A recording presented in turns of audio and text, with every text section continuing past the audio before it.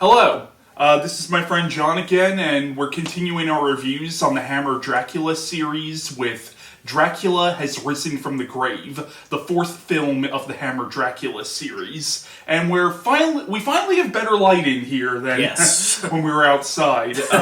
Dracula Has Risen from the Grave came out in 1968, and the film is directed by Freddie, who also directed The Evil of Frankenstein. He directed movies like Dr. Terror's House of Horrors. He directed the Amicus version of Tales from the Crypt and Vault of Horror. And he's primarily known for being a cinematographer. He actually worked with David Lynch several times. He did the cinematography for The Elephant Man and Dune and The Straight Story. But what do you think of Dracula Has Risen from the Grave? I liked it. It was really good. Yeah, I thought this was a really good one.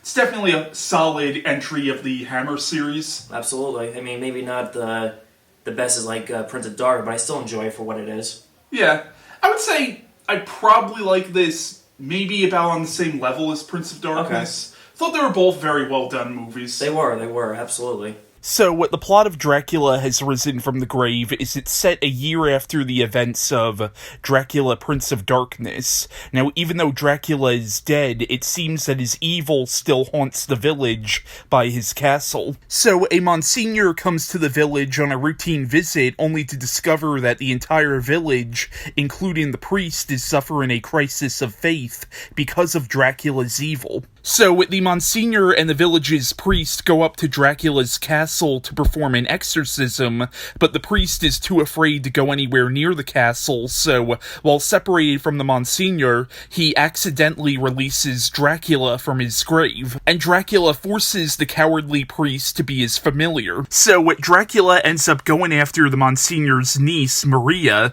as revenge for exorcising his castle, and now Maria's boyfriend, a young atheist named Paul, is the only one who can stop Dracula. Christopher Lee reprises his role as Count Dracula. Barry Andrews plays Paul, the main protagonist of the film. Veronica Carlson plays Maria. Reuben Davies plays the Monsignor, and Ewan Hooper plays the priest who is forced to become Dracula's servant.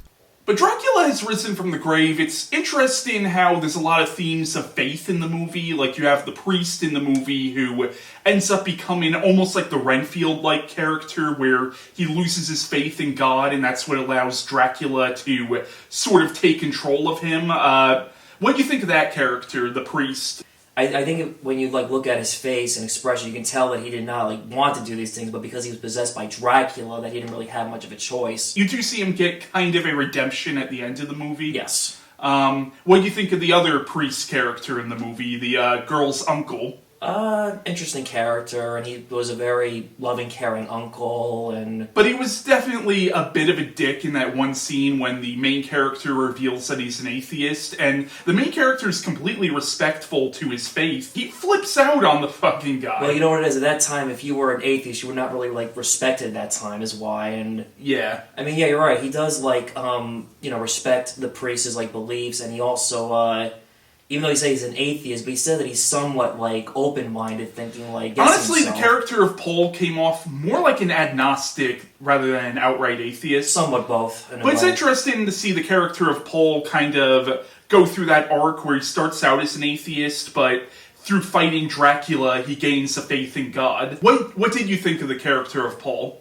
I would say he was a gentleman, nice, and, very charismatic and very respecting person. I liked Paul a lot in this movie. Yeah, me too.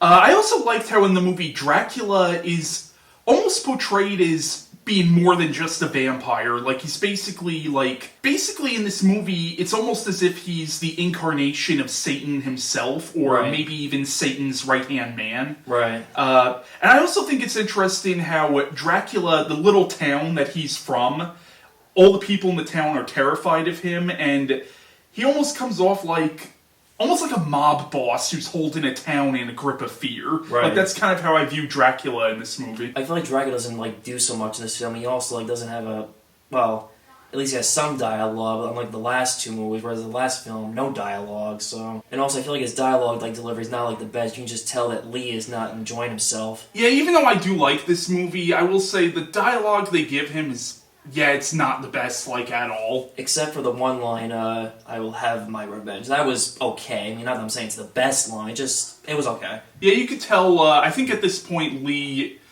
really didn't want to play Dracula anymore. I think he also felt that they were really writing the stories first and making it a Dracula movie second. Yeah, I feel like it takes a little while for, like, the build-up until, like, Dracula shows up. You focus on Paul, the priest, and his girlfriend, and... So, that was our review on Dracula Has Risen from the Grave. Our next movie review will be on Taste the Blood of Dracula.